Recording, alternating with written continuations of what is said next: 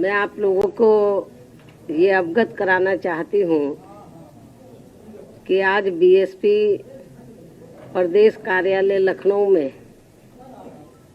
UP में party के खासकर ओबीसी समाज व अल्पसंख्यक समाज में से मुस्लिम समाज एवं जाट समाज के मुख्य सेक्टर व मंडल सेक्टर स्तर के वरिष्ठ पदाधिकारियों की ये अति महत्वपूर्ण बैठक बुलाई गई है, जिनको प्रदेश की केवल सुरक्षित विधानसभा की सीटों पर अपने अपने समाज को बीएसपी में जोड़ने की विशेष जिम्मेवारी सौंपी गई है।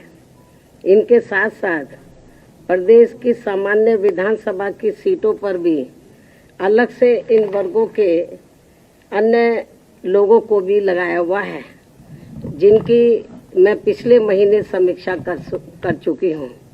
लेकिन आज ऐसी विधानसभा की सीटों पर लगे जिन पदाधिकारियों को बुलाया गया है, ये सभी पदाधिकारी पिछले कई महीनों से अपने अपने क्षेत्र में इस कार्य में पूरे जी जान से लगे हैं और आज मेरे खुद के द्वारा इनके कार्यों की गहन समीक्षा करने के लिए ही इन्हें प्रदेश कार्यालय लखनऊ में बुलाया गया है।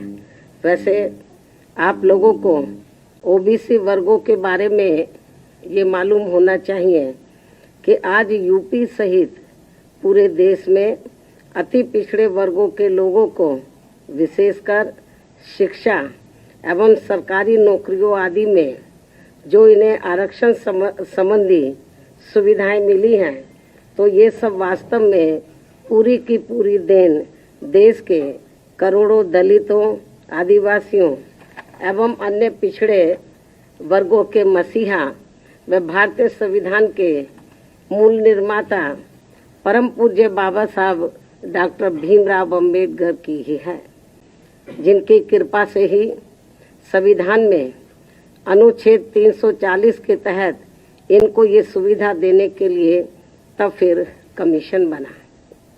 लेकिन इस मामले में अति दुख की बात ये भी रही है कि केंद्र में रही आज़ादी के बाद लंबे अरसे तक केंद्र में रही कांग्रेसी सरकार के समय में ही मंडल कमीशन की रिपोर्ट आने के बावजूद भी इस पार्टी की सरकार ने इसे लागू नहीं किया था, जिसे फिर बीएसपी ने ही अपने अथक प्रयासों से केंद्र में रही श्री बीपी सिंह की सरकार से लागू करवाया था और तब फिर जाकर देश में ओबीसी वर्गों के लोगों को दलितों व आदिवासियों की तरह इन्हें भी काफी कुछ ये आरक्षण की सुविधा मिली है, जिससे अब केंद्र व राज्यों की भी जातिवादी सरकारें इनके आरक्षण को आए दिन नए नए नियम व कानून आदि बना के तथा कोर्ट कचहरी आदि का भी सहारा लेकर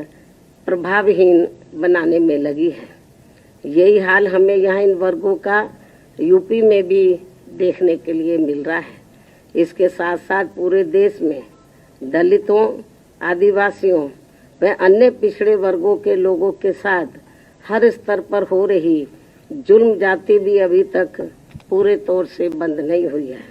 इसके अलावा ओबीसी समाज की केंद्र की सरकार से जो इनकी अलग से जातिगत जनगणना कराने की मांग चल रही है, जिससे बीएसपी पूरे तौर से सहमत है, उसे भी अब केंद्र सरकार द्वारा जातिवादी मानसिकता के तहत चलकर नजरअंदाज किया जा रहा है।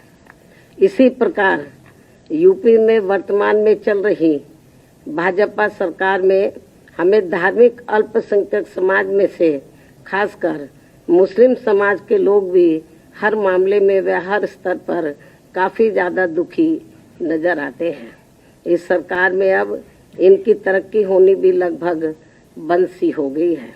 ज्यादातर फर्जी मुकदमों में फंसा के इनका काफी उत्पीड़न भी किया जा रहा है।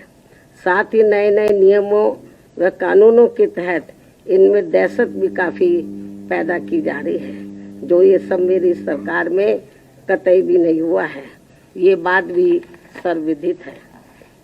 लेकिन इससे बीजेपी का इनके प्रति सौतेला रवैया भी साफ नजर आता है। जबकि बीएसपी की रही सरकार में इनकी तरक्की के साथ साथ इनके जान माल आदि की भी पूरी हिफाजत की गई है। इनके साथ साथ जाट समाज के लोगों की भी तरक्की का पूरा ध्यान रखा गया है। इसी प्रकार आगे भी यहाँ बीएसपी की सरकार बनने पर इन सभी वर्गों के हित व कल्याण का पूरा ध्यान रखा जाएगा और इन सब के बारे में प्रदेश में पार्टी के ओबीसी व जाट समाज एवं मुस्लिम समाज के आज आए हुए हैं सभी पदाधिकारी अपने अपने समाज की छोटी बैठकों के जरिए ये सब बातें काफी कुछ बता रहे हैं, जिसके कारण इन वर्गों के लोग बड़ी संख्या में पार्टी से जुड़े हैं। अंत में अब मैं यही कहना चाहती हूँ, इस बार चुनाव में बीएसपी की सरकार बनने पर हर मामले में व हर स्तर पर प्रदेश के अति पिछड़े वर्गों के साथ साथ मुस्लिम एवं जाट समाज के लोगों के भी हित व कल्याण का बीएसपी की यहाँ पूर्व में रही सरकार की तरह ही फिर से पूरा ध्यान रखा जाएगा। इस विश्वास के साथ ही अब मैं अपनी बात यही समाप्त करती हूँ। धन्यवाद। आज ब्राह्मण समाज का मैंने पिछली बैठक में संदेश दे दिया था। आज तो केवल ओबीसी समाज और धार्मिक अल्पसंख्यक समाज में से मुस्लिम समाज और जाट समाज के जो वरिष्ठ लोग हैं, जिनको विशेष जिम्मेदारी सौंपी गई है, उनकी मीटिंग बुलाई गई है। आपको मैंने बताया कि मैंने पिछले महीने ही ओबीसी समाज के और धार्मिक अल्पसंख्यक समाज में से मुस्लिम समाज के और जाट समाज के जो वरिष्ठ लोग हैं, तो उनको मैंने कुछ लोगों को जनरल सीटों पे लगाया हुआ, जनरल विधानसभा की, तो उनकी मैंने समीक्षा पिछले महीने की थी। तो आज केवल रिजर्व सीट के लोगों को बुलाया हुआ है। तो ये कोई जरूरी नहीं है कि हर बैठक में मैं मीडिया बंधुओं को बुलाऊं, लेकिन बीच में आप लोग थोड़ा नाराजगी महसूस करते हैं कि बहन जी ट्वीट कर देती है, प्रेस नोट जारी कर देती है, हमें नहीं बुलाती हैं।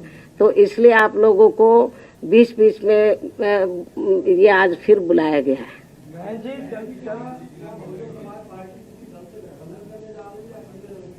इस बात का जवाब मैं एक बार नहीं कई बार दे चुकी हूँ और मेरे ख्याल जब मैं इस बात का जवाब देती हूँ लगता है आप सोते रहते हैं। मैं कई बार कह चुकी हूँ, आज फिर इस बात को दोहराना चाहती हूँ कि बहुजन समाज पार्टी अकेले अपने बलबूते पर ही उत्तर प्रदेश की 403 विधानसभा की सीटें हैं, सभी सीटों पर अपनी पूरी और दमदारी के साथ चुनाव लड़ेगी और हमें पूरा भरोसा है कि हमारी पार्टी सन 2007 की तरह फिर से पूर्ण बहुमत के आधार पर सत्ता में आएगी।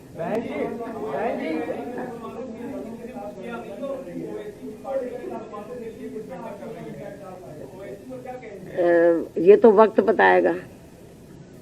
बहन जी, चंद्रशेखर रावण इस समय लखनऊ में है और वो कई दलों से बातचीत कर रहे हैं। क्या आप, उन्होंने ये भी कहा है कि हम मायावती जी से भी बात करेंगे, तो क्या आप उनसे बात करेंगे अगर इस तरीके की कोई बात होती है आपसे? जब मैंने आपको बता दिया कि बीएसपी अकेले अपने बलबूते पर चुनाव लड़ेगी, तो इस किस्म का कोई सवाल ही पैदा नहीं होता जो आप पूछ रहे हैं।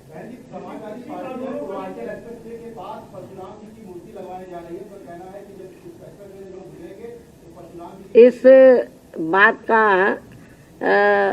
ये जो आपने सवाल किया है, इस सवाल का जवाब उन्हीं से पूछे तो ज्यादा अच्छा होगा। अब मैं आप सब लोगों का धन्यवाद अदा करती हूँ। हाँ, पूछो एक एक करके। हाँ, देखो, राज्यसभा के जो 12 सांसदों को जो निलंबित किया गया है, तो ये पिछले सत्र में किया गया था, ये अब शीतकालीन सत्र चल रहा है।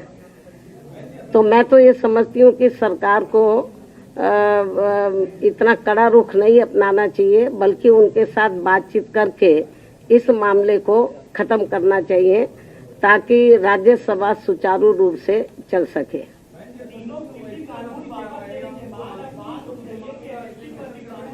इसके बारे में मैं एक बार नहीं कई बार इस बात का मैं जवाब दे चुकी हूँ, ट्वीट के जरिए भी, प्रेस नोट के जरिए भी और पिछली प्रेस में भी दे चुकी हूँ।